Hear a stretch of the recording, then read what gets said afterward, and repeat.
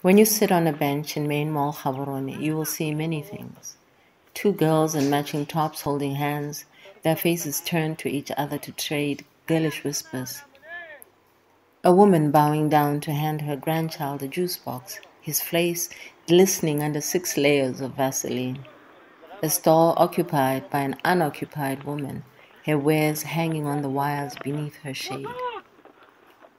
If you're sitting by the embassies, you may also see a stream of hopeful young people going in and out of the British High Commission, folders filled with letters and forms and printouts clutched to their chests like life jackets. You will see a Chinese couple walk past, closely followed by 2 bored-looking girls carrying a giant bag of counterfeit Victoria's Secret garments to be sold at the family shop. A group of younger people walk past too, at the center of which is a girl with thick box braids and a vintage shirt she got from a second-hand stall in BBS.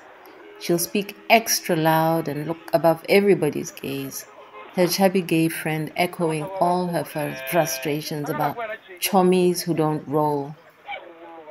And if it's near noon, the clink-clink of women carrying catering trays will rise up from the alleys and descend upon your bench, like the chaotic tinkling of an orchestra tuning up before a big performance. A woman in a white hairnet might set up a stall behind you, and the smells you've known your whole life, fried chicken, stewed beef, boiled beetroot, will hit you like it's the first time. Your mouth will water at the thought of the 20 pula plate of bohobe you've eaten every day since you were a child. If you stay on your bench now, you will see the women in heels and black pants march to the food stalls, name tags dangling from their necks with the logos of Barclays and Standard Bank and De Beers and Samsung. Their faces fixed in a "don't hit on me" scowl that melts at the sight of the masapi mother cook, peeling cling wrap from bowls of cabbage salad and buttery pumpkin. The laughter will begin soon. A combi conductor half hanging out of a Chinese minivan might yell something ambitious to a woman rushing to the combi behind him, and the sound of it will float to your ears, echoed between the big old buildings that line the inner street of Main Mall. Batu Baba stoked. A woman wearing a First National Bank name tag might say to a stranger behind her in the food stall line, and you will all laugh. If you're feeling normal, you might add an affirmation that indeed these combi men are naughty. A University of Botswana girl might take a seat behind you and tell you all, the people in the line, the masapi, anybody who can hear really, about the craziest thing a combi driver ever shouted at her to profess his love.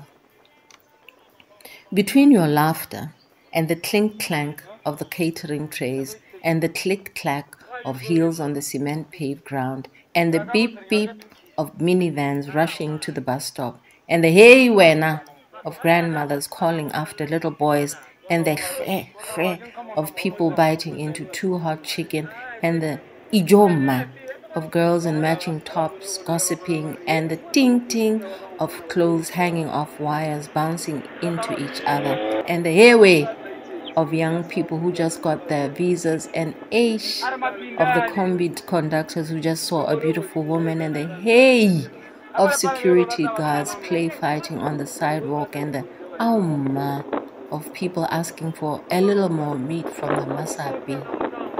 The Main Mall will echo all these sounds between itself and into itself until they become one big hot noise that hums itself into your very bones, so that when the silence of 1 o'clock comes, you can still feel the music in your heart, and you will know that you may have seen a lot of things while sitting on a bench in Main Mall Gaborone, but it is what you heard and felt that will stay with you forever.